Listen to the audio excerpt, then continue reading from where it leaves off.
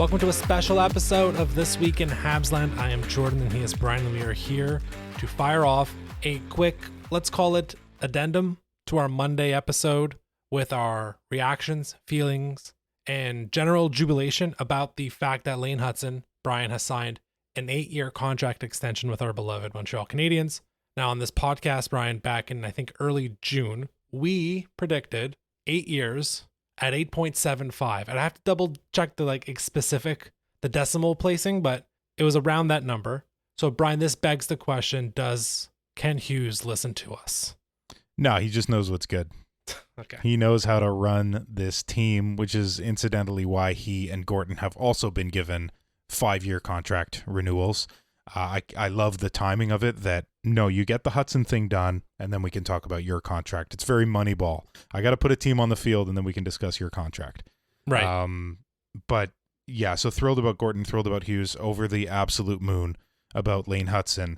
$8.85 million average annual value over the next 8 years. It's just over $70 million in total, which means he left, I don't know, $20 million on the table in terms of his actual value, potentially more, the way that the cap is exploding and the way that defensemen are cashing in, ka-ching, all over the NHL right now.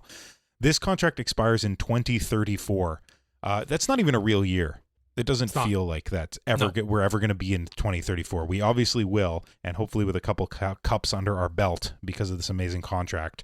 But I think every Habs fan on the planet is thrilled. I think every fan of another team is like, that little? Uh-oh.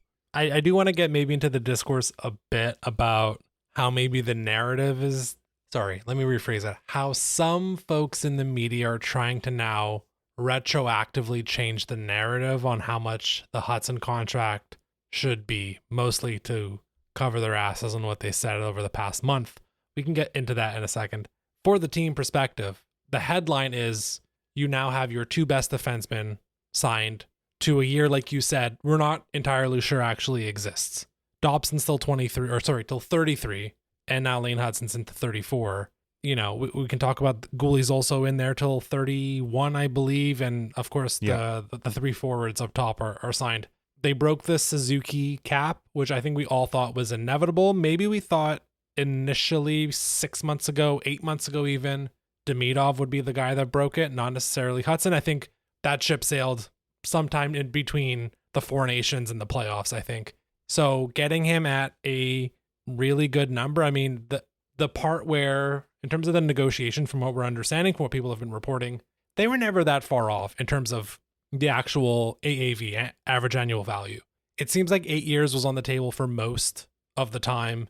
At different iterations, maybe there was a 6-year preference on the Hutson camp, but largely it seems like 8 years. And that number was between what the Habs maybe initially offered in the mid-8s to low 9s, 9.1, 9.2, 9.3. I think always below or right at the Dobson number. And then there was just the chicanery with the signing bonuses, the deferred money, and blah, blah, blah. And really, I think what happened was, and I don't think this is a stretch, and I think folks have connected these dots already, so I'm not breaking any new ground here, is Lane Hutson got annoyed this was getting out.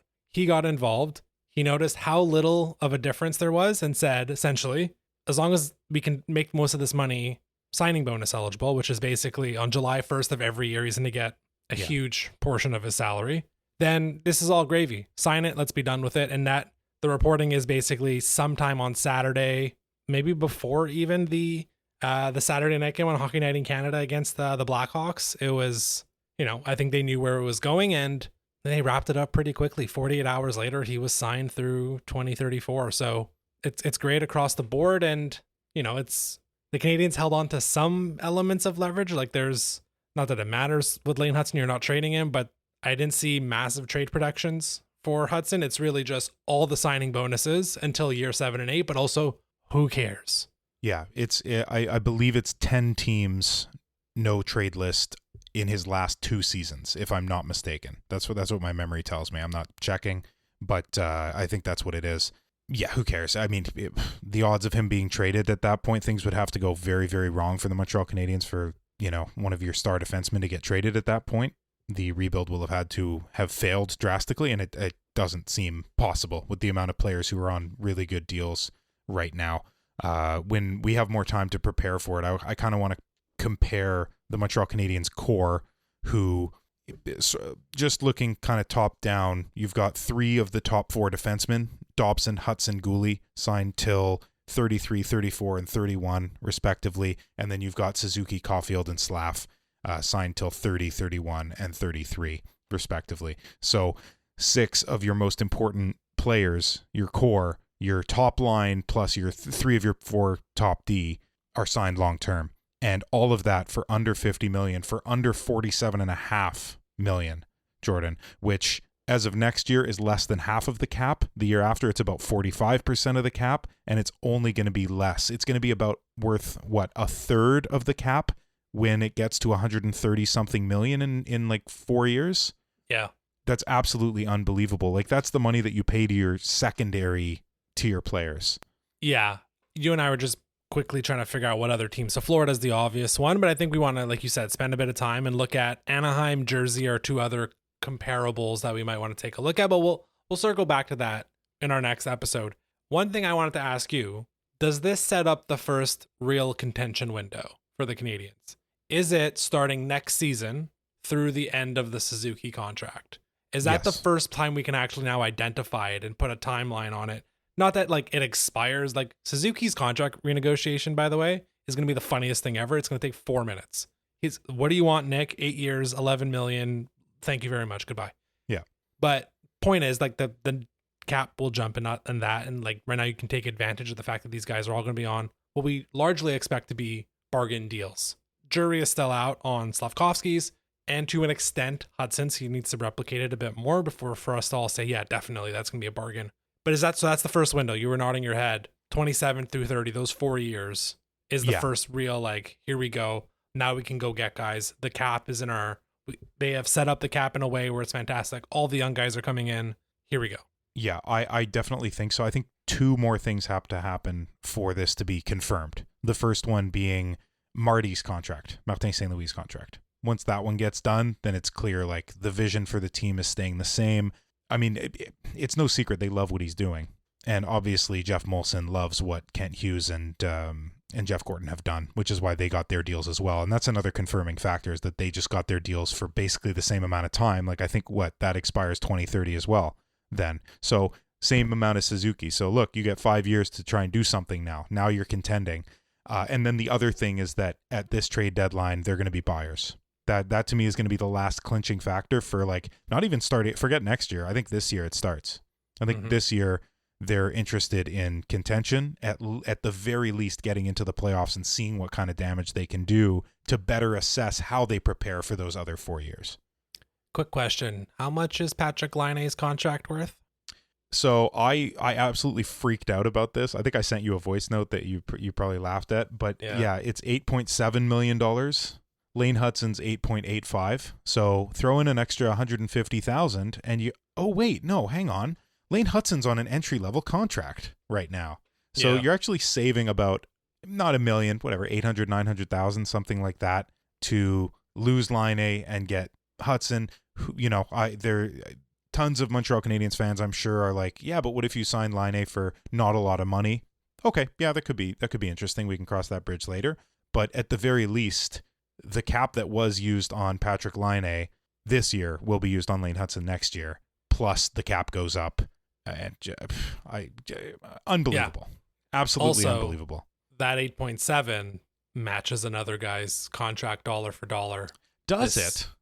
Anyways, next topic. So 2 more things. Hang on. No. You can't gloss over that. I'm sorry. It does match another guy's.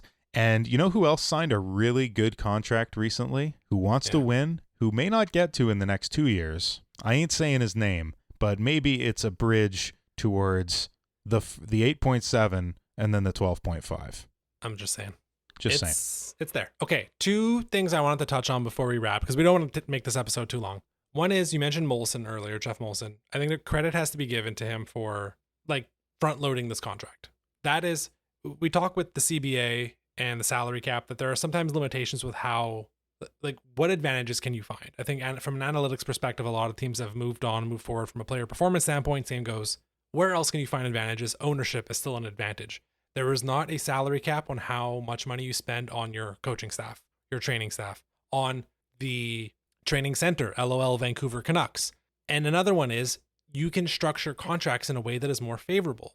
So this way, it kind of gets rid of any issues with with Lane Hutson, where it's like, hey man, we're just gonna give you $11 and $12 million signing bonuses for the first 4 years or whatever it is, and then have it slowly decline just because whatever.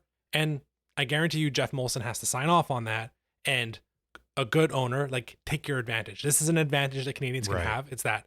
The other one is, and this does not necessarily have to do with the Hutson part, but I do think it's important. And we are recording the day of, or the evening of, the home opener. We know Carey Price is there.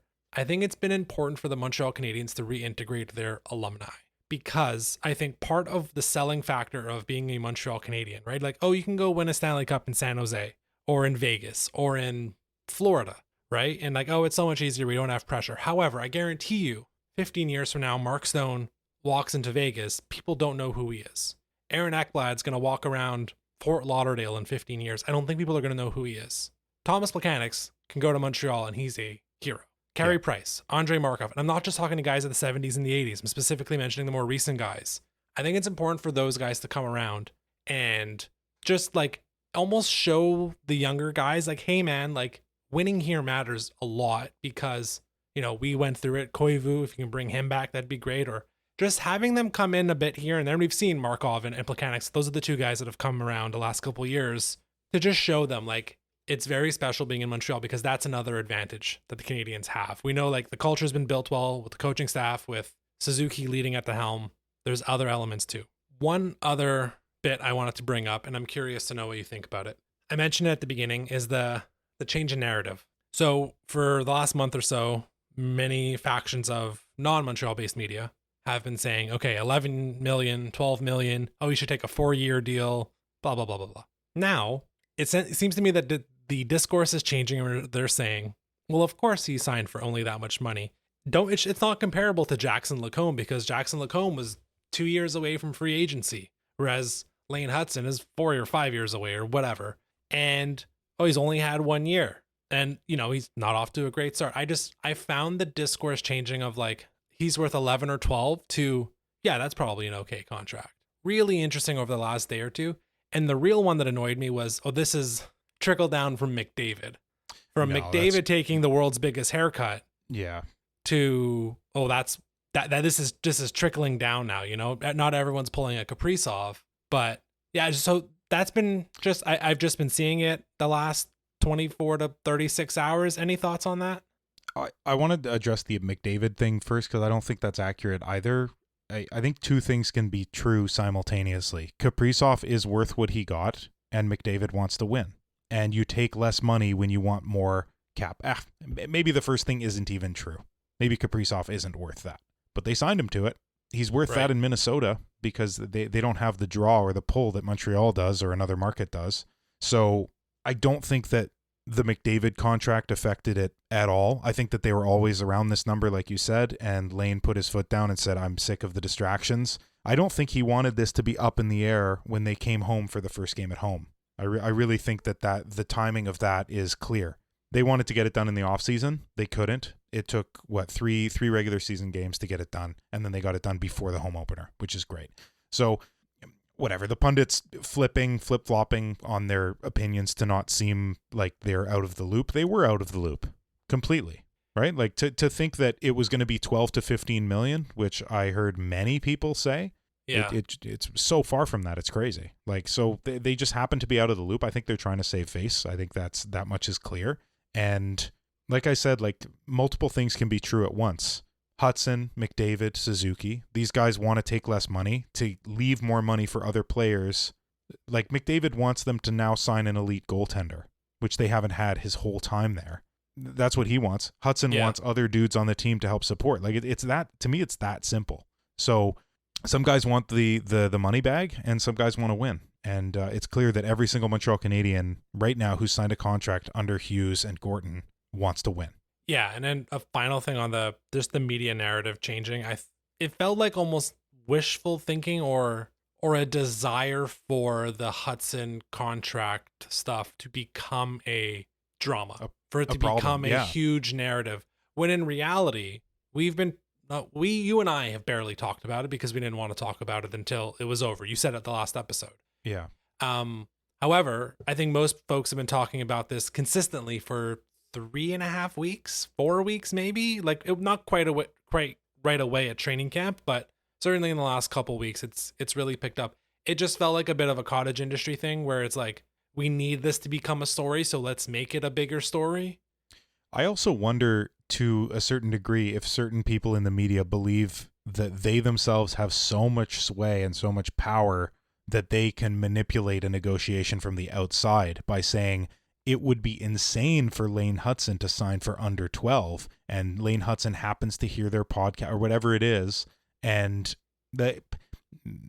I don't know, maybe that's silly to say, but I wouldn't doubt that some people in the media believe in themselves so much to be able to change a narrative to the point where maybe a player goes, yeah, you know what, they're right. Why am I even considering under 9? Yeah, thank you, Darren Drager. Thank you, SDP. That was a fun couple weeks you all put us through. But again, it felt manufactured. It felt forced. It felt like, honestly, and whatever, let's just say it. Like, it felt like tortured Leafs fans hoping this would happen to one of the rival franchises. Honestly, that's what the last couple of weeks felt like. Can you blame them? They've seen their core members take way too much money and therefore have no money for goaltending, defensemen, etc. This is the first year where Tavares was on over 10 as a mid 30-year-old. Like, maybe that contract was okay in his early 30s, but like the past few years it wasn't. And I don't blame them at all. I think that if the Montreal Canadiens, like when the Montreal Canadiens were run crappily in the past and Bergevin was willy-nilly giving big money to some players and shafting others, I think that at that point, had the Leafs been run well, or had we had this podcast and we were talking about Boston, great example, Bergeron taking less money, Marchand, like a bunch of guys taking less money so that they can try and win. I think if we had this podcast at that time, I would hope we wouldn't have, strode into these waters, but we may have waded into there and said, oh no, look at what Boston's doing. Why can't we do that? That to me is the truth of the matter, is that these other team fans are upset that things are going so well in this rebuild for us, especially with how much money these guys are getting. Yeah, especially the comparisons to the Nylander stuff, like you recognize that would have been 14 months away for the Canadiens to get to that spot, to the part where he's holding out during the regular season, right? Like, yes. I just found it so ridiculous that there was this projection of like, okay, this is going to be a distraction now. Like it got annoying, and part of the reason why we didn't want to talk about it too much. But he signed 9 years of Lane Hutson. We're concluding it's an extension, right? So there's 1 year plus 8. Yeah. And it's going to be just great to continue to watch him. You know, the best part about this thing now is that it's behind him and behind us and behind the Canadiens. And now we just get to watch him play for close to a decade. Exactly that. I think we can wrap with that, Brian. Thanks for everybody for listening to this special episode of the Lane Hutson Contract Extension Show. This has been, this is This Week in Habsline. You can follow us at social media at HabslinePod. And until next Monday, unless there's another crazy contract extension, but I don't think the Mike Matheson extension will require a bonus episode. Go Habs.